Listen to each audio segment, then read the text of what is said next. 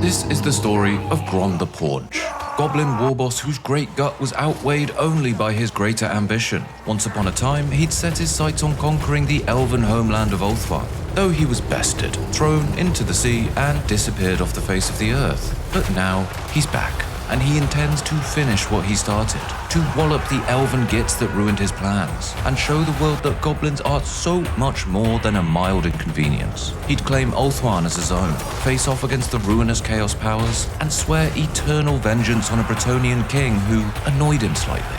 And you might be thinking, that's not what happens. Yeah, you're right, I've made it up. I used Total War Warhammer 3 to make my own next chapter for Grom the Paunch, one that I am going to tell you today. So sit back and settle in for the very uncanon story of Grom the Paunch, the fattest and the fightiest of all goblin kind. Grom's tale of glory and gluttony had humble beginnings, as these sorts of tales always tend to. The Great Gobbo's war camp was surrounded by minor kingdoms of Bretonnia, though their studies of chivalry and discipline were not going to help them against Grom. He came out swinging, often hitting his own units as he went. He tore through the army of knights and serfs sent to stop him, and bore down on the first castled city he spotted. Grom knew these Bretonnians, and they liked to hide their best food, often building vast walls and defenses to protect their grub. But there's little that can stand between a goblin warboss and his dinner. So he pillaged, sacked, and feasted on the remains of the kingdom of Aquitaine. It was a fine scrap, a decent feast, but Grom knew he could do better. So the army marched onward, only to be stopped in their tracks by another Bretonnian army. Though, this one was far better organized, flying the banner of Carcassonne. Now, Grom didn't really know what a Fey Enchantress was, or what they do, but he assumed that they, a being seasoned with a lifetime of magical dust, would be delicious. He made the mistake of thinking too much, a problem Grom didn't usually have, and this allowed his opponents to get the drop on him. The Enchantress and her scores of knights circled right around him and attacked the highly disorganized goblin retinue following behind. Hearing the war drums in the distance, Grom circled back around and ordered the mass of green to join the fray, hoping the little gits could hold out long enough for him to arrive. It wasn't the most impressive display of goblin prowess, but the up-and-coming commander managed to hold back the Bretonnians just long enough for Grom to arrive, who was ready to charge forth and cut down the humans. Rather embarrassingly, not one goblin of Grom's horde had at any point looked behind them for the several miles they'd travelled. If they had, they'd have seen that there was a Bretonnian army mere steps behind them. What ensued, for the Bretonnians, was a catastrophe. A display of vulgar tactics and brutish acts, a chaos of melee and a mass of confusion. For the Greenskins, this was bloody brilliant, a fight in every direction, the biggest of scraps for the biggest of gobbos. They would all be keeping long tallies on how many knights they stabbed and skewered, that is, if any of the goblins knew how to count. The armies of Carcassonne put up a decent enough fight, but they could not hold back against the ever-growing swell of goblin bodies that marched under Grom's banner. The green tide seethed from hamlet to town to city, smashing and stealing, adding more food to Grom's ever-growing private stash. Smash it up, boys! Yet the aimless looting was soon interrupted as a message arrived. Eltharion the Grim was demanding a tithe from Grom. These two went way back, and had a fair bit of unfinished business to settle. Grom wiped his nose on the letter and sent it back, and then ordered his armies to round up and march. Unkillable Grom! They were amassing on the coast, and the fears of an unstoppable regroup and attack were dispersed when the ocean of green just sailed away. While the humans were relieved, there was a very different mood amidst the makeshift armada. Grom's mighty call to Waaagh had rung out, and an excited frenzy swept the decks of the bric-a-brac ships. The warboss watched with anticipation as Ulthuan loomed ever closer. His dreams of stepping onto the beaches and punching Eltharion the Grim square in the face were quickly dashed as he saw a writhing mass of demons bearing down on Tor Ivres. As Grom was heard saying, "What the zoggin heck is this? That's my city to burn." And he swore a series of violent threats towards the demons, followed by a long string of obscenities. His armada landed on the beach of the island town of Trilinia and promptly cut down any elf that took up arms in resistance. They continued onto mainland Ulthuan and met a slightly more imposing force upon arrival. Grom massacred scores of elves from atop his chariot and was having so much fun that he completely missed his river hag sorcerer getting skewered by a dozen pointy elf sticks. Oh well. He considered eating her as a post-battle snack, but consuming troll flesh hadn't had the best effect on him previously, so instead he dumped her in the ocean and marched forth. As the horde neared Tor Ivres, they noticed something strange. The demons had been fended off, but the city was undefended. This was surely some sneaky elf trick. Remembering the Bretonian cavalry charge that had snuck up on him, Grom kept a keen eye as he marched his armies to the city and battered down the gates. As he rode through the gilded streets lopping off heads, he was always looking around and wondering, where are they going to attack me from? Disappointed by the fact that the fight never came, Grom melancholically finished off the remainder of the defending force and declared Tor Ivres his, though this wasn't how he wanted it to happen. Feeling a tad blue, the Greenskin warboss declared the Waaagh keep marching, pushing south to find Grom the Grim so Grom could ask him what tricksy elf game he's playing at. Though his numbers were great, a smaller warband back across the channel was growing restless. They figured they'd never catch up with the Waaagh, so they decided they'd start their own smaller Waaagh. They'd found a secluded little Bretonnian village they could pillage without anyone noticing, but the local wood elves took great offense to that. You defilers of all that is good and true! What's the worst that could happen, the rowdy goblins thought. Back with the big Waaagh, and Grom was getting closer to his goal. He'd found Grom the Grim and was ready to find out just why he's hell-bent on playing these silly games. As the warboss neared the tricky elves' forces, he noticed they were gone. Grom had fought enough elves to know their cowardly ways, and he figured they were almost certainly hiding in the trees. So, he sent his goblins to go in, face first, and find out. They were met with a barrage of arrow fire, turning them into 1,000 bloodied pincushions. This delighted Grom. They had found the elves. Next came the fight. The ensuing battle would not be one any tactician would care to dwell on. It was messy, confusing. Elf hit goblin, goblin hit elf. Goblin hit goblin, and Grom hits anyone in his way. The thick shroud of the forest made telling friend and foe apart difficult. But that didn't really matter to the Goblin King. Even if he had to hit 10 of his own troops to bash one elf, that was a ratio he was happy to take. The elves realized that the tide of savage green would not cease, and dropped back. They regrouped and took their final stand, employing the very best of elven tactics. They did the exact same thing again. Here's what they didn't know about Grom though. He had absolutely no issue with sending wave after wave of goblins into the trees to get slaughtered by arrow fire. He would sacrifice 10,000 of his own troops if it meant the death of a git like Ulthuan.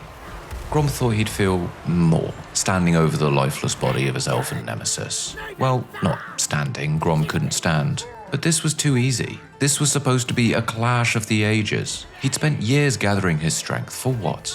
For this? So Grom decided quickly that actually, Ulthuan wasn't his nemesis. He didn't really care about Tor Ivres. No, he was here for all of the elves and their entire island home, and that made him feel slightly better about the meager fight he'd just had. He ordered the Waaagh to keep moving, wiped his nose on Ulthuan's limp corpse, and rolled forward. Mere moments after wishing for a more substantial scrap, Grom's wishes were met as Tyrion brought his legions in defiance of the Goblin King. One of the greatest warriors to ever lead the High Elves into battle, the warboss was sure this would wash the sour taste of Ulthuan's cowardice away. He just hoped that there wouldn't be too many trees. And lo and behold, Tyrion's battlefield of choice was the one with the most available trees. With a weighty sigh, Grom sent his goblins face first into the forest to check for elven arrows, of which there were thousands. And then he maneuvered his chariots and pump wagons around to hit them in the back while they were distracted by the fodder. Grom was eager to put the greatest of elven warrior claims to the test as he bore down on Tyrion, only to find out that his head came off just like any other. He just hoped it didn't prove to be fatal, as he wouldn't mind another scrap with the elf. He put up much more of a fight than Ulthuan. As the Waaagh was cutting through Tyrion's lands and having nightmare after nightmare involving elves and trees, the little Waaagh back in Bretonnia was having a similar issue. Night Gobbo War Boss! The rowdy goblins had inadvertently managed to tick off every human and elf in a 100-mile radius, and they were all bearing down on Grom's war camp. Unsure which was worse, dying at the hands of the elves or facing the wrath of Grom, the little Waaagh figured they'd at least give it a go, and met the elves head-on. Albeit with just one goblin at first, just to see how scary it was. Deemed safe for all, the rest of the goblins charged forth, eager to prove themselves by skewering every elf and toppling every tree. They were slaughtered. The goblin warbosses and shamans were starting to think maybe the little Waaagh may not have been the brightest idea. Back on Ulthuan, Grom had received word from the Slaaneshi horde he'd encountered a few weeks back.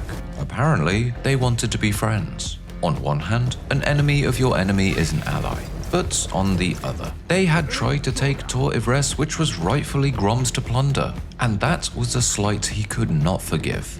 So he told the demons to sod off. Besides, he'd heard those Slaaneshi sorts got up to some right weird stuff. He was sure they had a plan for him, and he did not want to find out what it was. The goblin warbosses in Bretonnia were losing ground rapidly, and bad became worse as yet more elves marched on the Broken Axe camp. All looked lost. But this didn't seem to faze Grom all that much. A dark day was dawning for goblin kind in Bretonnia, but on Ulthuan, it was a very, very good day. Not for elves, mind you. Lothan had been overrun and anarchy ran amok through the city. Grom wants it broken! Disgusted at the looting and general rowdy behavior, Tyrion, who had thankfully managed to reattach his head to his body, led a mighty force to confront the Goblin King. Line after line of well-trained, well-equipped elven soldiers proved an impervious force for the unruly goblins. Not to mention, the defending army knew just what was on the line. They may well be the last bastion that stands before the destruction of their homeland. They held firm, but the veterans eventually buckled against the mighty momentum of Grom atop his chariot. He cut through their rear lines and scattered their formations, allowing the goblins to overrun and overwhelm the elven positions. It was a bloody battle on both sides, with thousand upon thousand of elf and goblin bodies twisted together in the aftermath. Bloody good scrap though, Grom concluded. Although certain victory was not yet complete. After this final stand came another, final stand, this time by Alistair the White Lion, who went back to page 1 of the Elven Warfare Handbook and hid his entire army in the trees. Grom was getting quite sick of this move and decided to get it over and done with, setting his sights on Alistair the second he found out which tree he was hiding behind. The battle was quick and merciless. The White Lion was lying dead in the ground, and Eotaine had fallen. Though this wasn't the time for Grom to sit back and relax, despite spending the vast majority of his existence sitting back. Hot off their conquest, the horns bellowed out for another great war under Grom, the aim to cut through the rest of Ulthuan and drive the high and mighty elves off it once and for all. Goblins flocked from far and wide under the pretense of carnage, and the horde moved forth like a great green avalanche towards Avalon, expecting the last stand of the elves to put up a jolly good scrap. But there was a problem. The elves didn't seem to care. Grom went from town to town, pillaging as he pleased, and they didn't do anything to stop him. Taking some offense to this, Grom was thrown into a rage when he found out why. Those sneaky, nasty elves from the other side of the island, they'd also been attacking Avalon. They'd been having the fights that were rightfully owed to Grom. This was obviously unacceptable, but as he longed for a scrap, Gork, or possibly Mork, answered. Bretonnia had for some strange reason decided to invade Ulthuan. Better yet, those pesky elves who attacked his home camp across the waters were themselves wiped out by a tribe of man-eater ogres. The strange dead things that had scourged the coast of Ulthuan came to Grom with a bargain, which was rejected. Grom didn't want to share. It would all be his, or, well, there wasn't really an alternative he saw. The entire island would be his, and he'd roll over as many undead elves and demons as he needed to ensure that. Grom's Waaagh was more than the High Elves could ever hope to deal with, and they were pushed into small pockets of resistance. The Phoenix Gates came under siege, and while their original purpose was to keep evil out, it was now needed to keep Grom in. Once that had fallen, the goblin hordes poured out and marched towards the final hamlets of civilization on the island. Alariel the Radiant was extinguished. Bretonnia's invasion had been repelled, and the elves had been successfully ejected from their homeland. The fancy ones, anyway. There were still the nasty ones, the dead ones, and the overtly suggestive ones to deal with. Grom wasted no time nor momentum in his next moves. His hordes swarmed around the outer ring of Ulthuan, and the green wave steadily expanded outwards, sacking any hamlet, town, and city to add more gold to his already overburdened wagons. The Druki tried to put up a fight, even calling on a dark and ancient artifact to try and cut down the Goblin warboss. What they hadn't accounted for was Grom crushing the wielder of said artifact beneath his wheels, and just taking it for himself. The Sword of Cain. Grom wondered why these silly elves had such a fancy sword anyway. As he took it up, it seemed to whisper to him, urge him to commit heinous acts and slaughter all in his path. Though Grom didn't pay it much attention, as he already had 6 or 7 other voices in his head telling him the same thing. The fearsome blade elevated Grom's killing prowess, and he turned his sights to the demons of Slaanesh, hoping to christen his new toy with some boiling demon blood. The goblins were overjoyed to discover that the settlements they came across were stacked deep with golden treasures. Who knew debauchery paid so well? The demons had made some strange bedfellows, which is not a surprising revelation given, Slaanesh. And they coerced the dead things from across the water to attack Grom's settlements while he was preoccupied. 2 could play at that game, the goblins figured, and Grom entrusted his renowned general Rachnik Spiderclaw with the important mission of sailing across the sea and hitting the demons in their unprotected Bretonnian cities. The plan was agreed upon, excitedly, but was soon regretted by Rachnik when he came face to face with the demons in question. Towering above his goblin rabble, the fearsome Nakari ripped his army to shreds, and did unspeakable things to the souls of the fallen Greenskins. A tactical retreat was decided upon, not because they were scared, but because they figured Grom would have fun in such a mighty scrap, and they thought it best to go fetch him. Luckily, the warboss had just about finished throwing the last few demons into the Sea of Ulthuan, and was itching for another fight. He corralled his horde onto ramshackle boats and sailed, quite precariously, towards Lyonesse. Great and powerful warboss! Wasting no time, Grom unleashed his goblin tide, throwing them against the walls of the mighty city. Foul magic whipped his less disciplined units into a panic, but he was willing to sacrifice as many as needed to take this city. But the air of bloodlust and killing frenzy was replaced by confusion. As distant war trumpets sounded, Grom couldn't remember ordering another warband to attack, when his scouts reported a mighty Bretonnian army marching on the city, declaring themselves allies of Grom. This was clearly a sneaky human trick. Grom figured that they were trying to nab his glory and deprive him of his spoils. He bellowed out for his goblins to double their pace. They had to reach the heart of the city before the humans got there. As he thundered through the city streets, lobbing off demon heads with sweeping strikes from the Sword of Cain, Grom saw the Bretonnian king Ulthuan bear down on him. Ulthuan showed no intent of coming within a sword's reach of Grom, which was wise. He was, however, slaying plenty of demons that were rightfully Grom's to slay. This enraged Grom more, and he surged forth, eager to show the Bretonnian Git just how a true goblin slaughters. With caution thrown to the wind, he sped towards the city centre, but Ulthuan wouldn't stop following him. Then and there, Grom swore a mighty vengeance against the Bretonnian king, knowing that one day he would cut him down, despoil his corpse, and wipe his nose on his fancy garments. Lyonesse fell to Grom's Waaagh, and as quickly as they appeared, the Bretonnians retreated. They had enough sense to not get in between a greenskin and its need for destruction. Both sides knew, though, this battle was an agreement of convenience, one that neither party remembered agreeing to. They knew they'd meet again, and it would probably be quite soon. With Lyonesse in flames, the conquest of Ulthuan was also reaching a dramatic final stand. The goblin warbands on the island had driven the undead menace back across the sea, and one final hurdle remained before total conquest of the island. They sent word to Grom, hoping for assistance against the quite scary armies of the Cult of Pleasure. But before the message reached him, Grom had decided he was bored of plotting against Ulthuan and decided to just attack it. You defile my sacred groves, and yet come to parley.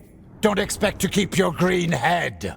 In a very rare show of tactical brilliance that extended past the usual move of throw 1,000 goblins at the thing I want dead, Grom lured the Bretonnians into a vast swamp. With his war wagons hidden from sight, he lured the humans into the fetid muck, and as they were bogged down and immobile, he collapsed in on their lines. It was a devastating blow, and the humans' resolve was crushed like so many of their soldiers beneath Grom's thunderous wheels. Though the resounding victory was met with a strong counterattack from the Bretonnian king, the minor hiccup was not one to dwell on, as victory had come back in the elf lands. Great and powerful war boss! The final few rabbles of Druki Gits had fled the island, and all of Ulthuan was finally Grom's. There were more than a few folk who were incredibly mad about this, but the goblins did not care. They had succeeded where they had failed all those years ago, and the land of the elves would be, forever onwards, the land of goblins. Grom had solidified himself as a threat to the civilized world far and wide. He continued his vendetta against King Ulthuan of Bretonnia, and after a few smaller skirmishes, he finally met him in the field. Ulthuan brought with him the Green Knight, which Grom thought was a lowbrow attempt at racism against him, and he took great delight in cutting down the mockery and trampling Ulthuan into the dirt. Seeing this new threat, the Empire sent forces to drive back the Greenskins, and while their penchant for horses and artillery was quite annoying for Grom, they ultimately proved no match. But the Empire wasn't his target, and he'd grown bored of killing Bretonnian peasants. It was no secret that Grom was somewhat embarrassed that his original war camp was now overrun with ogres. Grom the Fat! What most didn't know is that Grom secretly liked ogres. He respected their eating ability and their fatness, but that admiration would not stop him from killing them all and retaking his home. As goblins went where no goblin had been before and trudged through the hostile icy plains of Naggarond, stealing anything that wasn't nailed down, Grom was satisfied in his exploits. He'd done what Grom the Grim had told him was impossible. He'd made Ulthuan his own. There were whispers that this had taken a toll on the war boss, and that the Sword of Cain was slowly eating away at his already quite fragile mind. It mattered not, sane or otherwise. Grom would continue his life as a mighty and terrible force, scrapping any chance he gets, and showing the world that the time of the goblins was here, and he was the harbinger of a new age. The Scourge of Gob, yeah, has a real nice ring to it. And those were the not entirely canon in the slightest adventures of Grom, the meanest, fightiest, and fattest of all the goblins. If you stuck around till now, thank you so much. I've had a ton of fun making this, and I hope you guys get a fraction of that enjoyment in watching. My name is Willis, and this channel and these videos have been a bit of a mad idea I've had for a while. Basically, exploring the idea of emergent storytelling in strategy games and adjacent. Seeing where they lead and what stories can be gleaned from them and how I can turn that into a video. I'm starting with Total War simply because it's what I'm playing the most of these days, but I'll be branching out to other games soon. If you have any suggestions or maybe other lords you want to see get the old story treatment, I'd love to hear from you in the comments. Also, any other Grom the Paunch enjoyers? Tell me some of your favourite memories from your favourite campaigns. I had so much fun with him, and I'd love to hear your guys' thoughts about him as a lord. If you've enjoyed your time here and want to see more, a like on the video and a subscription to the channel lets me know if anyone's listening. As I said, this channel's just been a weird idea I've had kicking around, and I'm mainly making these videos to let my hair down a bit and have some fun. If you enjoy them and want more, I'd be more than happy to oblige. But anyway, thanks so much for watching, and I will see you another time for another story.